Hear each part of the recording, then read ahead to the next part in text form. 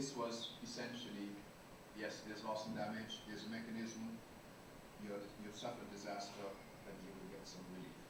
The important point here is that it's different from the mitigation and the adaptation process. This really seeks to address the question of these extreme climate and weather conditions, the damage that flows from that, and so there should be some mechanism without blame for compensation in respect of that. And then, see my time's running out, so I'm just around 5 minutes. I think that flow through. Yeah, and then of course we also had some improvement in the issues in relation to the mechanism for REDS, that's the reduction of emissions and deforestation and degradation.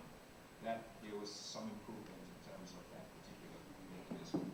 And so that is what really, in a sense, I would regard as the important issues that come out of that particular conference. In relation to my country, I think I am happy to say that we are extremely small. We are 104 square miles, and a population of about 50,000, but we have been trying our best to address the issue. You know, the downside about this whole thing is that we are there doing our best to try and improve the position, cutting our emissions, looking at solar and so on, and I'll just give you a few instances of it, looking into the question of geothermal. But at the end of the day, the big boys don't do what they're supposed to do. All our efforts are going to be in vain. So that is the dilemma that we have. And that has been a refrain that has come through the whole conference, that the ones who make no contribution to this this state of affairs are really the ones who suffer and don't have the political or financial muscle to deal with it.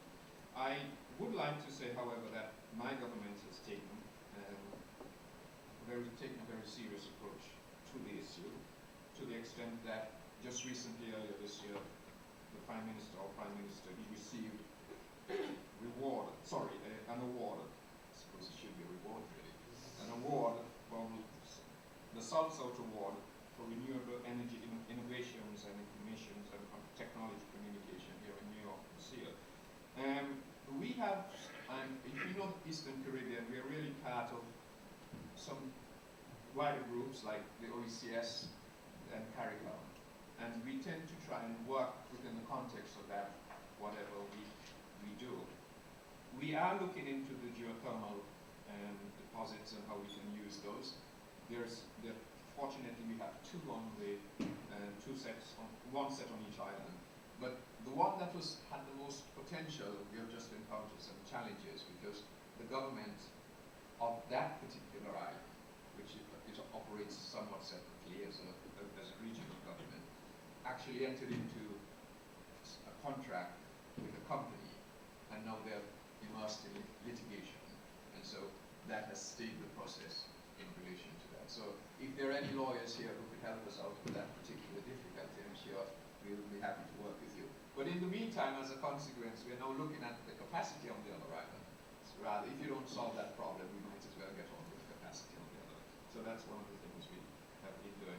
We've also had a wind farm on one of the islands that is producing some energy, and we have managed in terms of solar, where I think we have done the best in relation to that. The whole of the international airport is now supplied by solar energy, the electricity, the energy there, the whole of the airport. And to the extent that there is excess capacity, which now goes into the regional rail, the island rail. We have also the highways we have been working on, and we have covered quite a large area of highway lighting with LED bulbs, and that certainly again is of tremendous value. And we have also installed the solar panels into the government headquarters building, so again we've been doing that.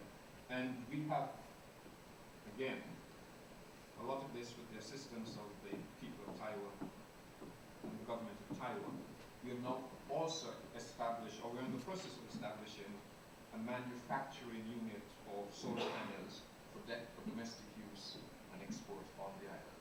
So we have been taking our obligation seriously, and we are still willing to learn from others. I'd like to thank you very much for listening.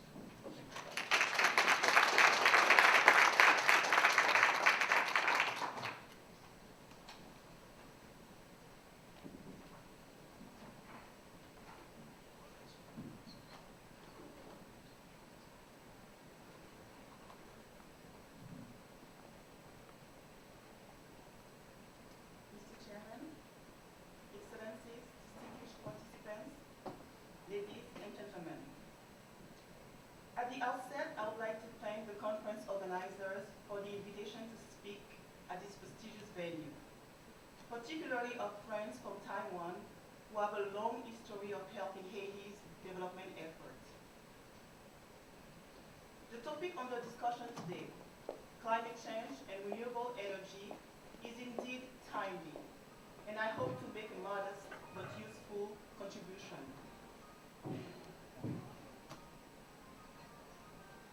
In May 2013, Professor Jeffrey Sachs, director of the Earth Institute at Columbia University, gave a presentation on sustainable development and climate change at the United Nations here in New York. It was, from my point of view, one of the most passionate and convincing argumentation regarding the reality of climate change, its negative impacts on sustainable development, and the urgent need to implement public policies and solutions that can mitigate or eliminate the causes and effects of such a phenomenon. I would also like to commend the work of the experts from the Intergovernmental Panel on Climate Change, IPCC, which confirmed year after year, with all the required scientific caution, not only the evidence of climate change and global warming, but most importantly, its human origin. As stated in the 5th evaluation report of the IPCC Working Group 1, and I quote, "It is extremely likely that human influence has been the dominant cause of the observed warming since the mid-20th century." End of quote. Mr. Chairman, the international community's awareness of global environmental stakes resulted in a mobilization that has materialized in multiple ways. Since the Conference on the Environment in Stockholm in 1972, and particularly since the Rio Summit in 1992, I'm going to have to change slides.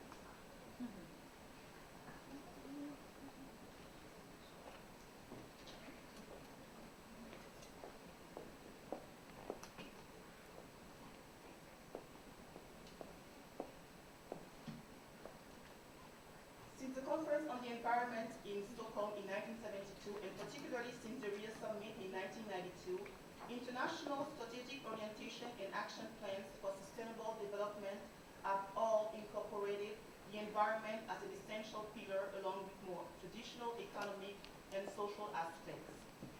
Thus, the Millennium Development Goals, the Sustainable Development Goals, and the Post-2015 Development Agenda, currently in preparation, have raised high expectations for a better, sustainable future. The most direct response to the universal challenge posed by climate change remains the cooperation mechanisms and the important legal instruments established by the United Nations Framework Convention on Climate Change, UNFCCC, adopted in 1992, and subsequently the Kyoto Protocol, signed in 1997, to reduce the global emissions of carbon dioxide. However, the results have been slow and very limited so far. Mr. Chairman, as the only LDC least developed country in the Americas, Haiti shares with its Caribbean neighbors the paradoxical situation of having a relatively insignificant carbon footprint, 0.2 tons of carbon dioxide per capita emitted, according to the International Energy Agency's latest estimates, that is 0.01% of global emissions, while being one of the countries most affected and vulnerable to the devastating effects of climate change. As the Philippines today, Haiti has experienced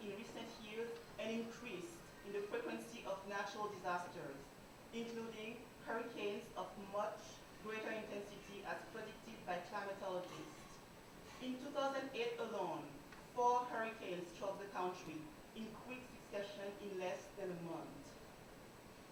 The structural vulnerability of Haiti, as well as its particular characteristics as a small island developing state, have exacerbated the extent of human and material damage and accentuated other risks posed by atmospheric and oceanic warming as identified by experts, such as rising sea level, ocean acidification, desertification and soil erosion, declining agricultural productivity, and loss of biodiversity. Eventually, the consequences of such a chain of events are largely predictable, as they will affect human development and could lead to economic recession, rising poverty, internal and external migration, and increased social instability. Therefore, Haiti is a primary stakeholder in the joint efforts undertaken worldwide to reduce greenhouse gas emissions. In that sense, the approach is twofold. First, as an agent of transformation to correct its own environmental excesses, and therefore as an advocate for the urgent fight against climate change, calling on developed countries with far more significant global environmental impact to follow the example of smaller countries. We know that, on a global level, greenhouse gas emissions from human activity are strongly correlated with the different methods of extraction, production, and energy consumption. In the case of Haiti, land use, biomass burning, and fuel transportation are to blame. As of today, my country is marginally involved in complex or heavy industrial process, extraction, and processing of fossil fuels or intensive agriculture. However, the polluting consequences of these sectors will impact its future development. Mr. Chairman, according to the latest comprehensive reports, the total energy consumption of Haiti was just of over 2,000 tons of oil equivalent, or about 200 kilos of oil equivalent per capita, the lowest in Americas and the Caribbean. 75% of this energy comes from the use of firewood and charcoal, 21% from petroleum products, and less than 5% from electricity. It is estimated that nearly 600 megawatts are currently needed for the country, while the total installed capacity does not exceed 270 megawatts, which are provided mainly by fossil fuel power plants and one single hydroelectric plant. As shown on the lower chart of the slide, transportation is the leading cause of CO2 emissions in Haiti. The number of vehicles in circulation shows wide disparities between large fractions of old cars, many of them fit for junkyard, including passenger cars and public transportation buses, and a significant minority of brand new SUVs. Added to the congestion created by insufficient road network, this situation has increased the level of CO2 emissions as well as pollution by other toxic exhaust gases or greenhouse gases, including methane and nitrous oxide. As previously noted, 75% of the country's energy consumption is devoted to home cooking or industrial economic activities such as bakeries or dry cleaning. In these sectors, the use of firewood and charcoal is largely predominant. The persistence of this age-old practice, combined with the use of wood for scaffolding, puts unbearable pressure on the environment and explains to a large extent the stunning 2% forest cover in Haiti, as well as the difficulty to reverse the trend. Risks and negative multiplier effects of this ecological disaster are well established, particularly in the context of climate change and global warming. Undoubtedly, this is where maximum focus should be put to reduce the loss of carbon sinks, to rebuild a forest heritage, and apply the principle of sustainable forest management to make it a truly renewable energy source. Mr.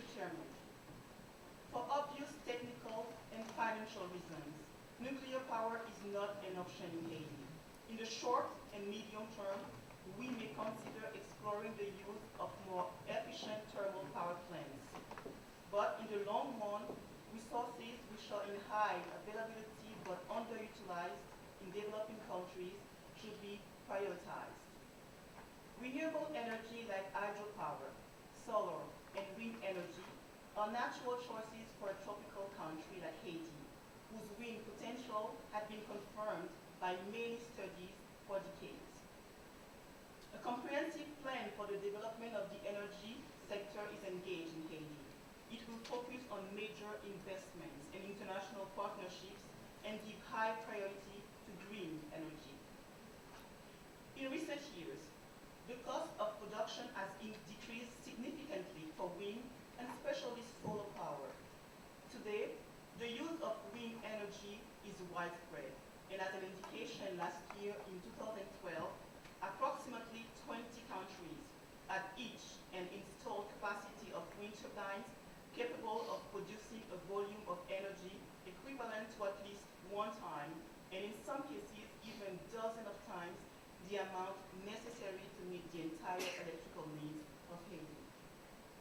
As solar energy has experienced a technological and commercial boom in recent years, it offers interesting prospects, and it will increasingly be used by the public and private sectors to supplement the shortcomings of Haiti's main electricity supply company. Traffic lights and lampposts in Port-au-Prince are an excellent prototype of this willingness to significantly reduce the carbon footprint. Equipped with solar panels, they are now fully functional to the delight of users who were operating in hazardous conditions before. While working for less dependence on fossil fuels, we know that this change will be gradual and that oil and its derivatives will remain in the foreseeable future a leading factor for our production systems. Nevertheless, all potential developments in the petroleum product sector will have to pass a rigorous international certification for processes and best practices most respectful of the environment. Haiti also intends to take advantage of the development in ethanol and reverse its position in energy by producing biofuel, either from sugarcane, whose production would thus be boosted, either from fast-growing plants such as jatropha. It would also be the first of a larger set of incentives for more efficient and cleaner cars in Haiti. Mr. Chairman,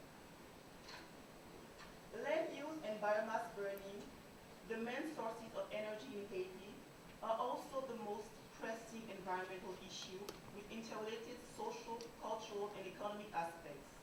In parallel to coercive measures to protect the environment and the remaining forests, eradicating poverty and increasing the general standard of living will be key factors. Over the past 2 decades, many campaigns have been conducted in partnership with the private sector and international development agencies to substitute alternatives to firewood and charcoal, such as liquefied petroleum gas, more efficient stoves, or biomass conversion. They all had limited success, as the marginal benefits they offered could not sufficiently offset the additional cost. According to some specialists, solar stoves could be a decisive breakthrough. Successfully tested by some countries in Latin America, this cooking tool would have saved large areas from increasing deforestation. It offers the advantage of being cleaner than other methods, and pilot tests in Haiti seem very encouraging, both in terms of money and energy saved. Mr. Chairman, ladies and gentlemen,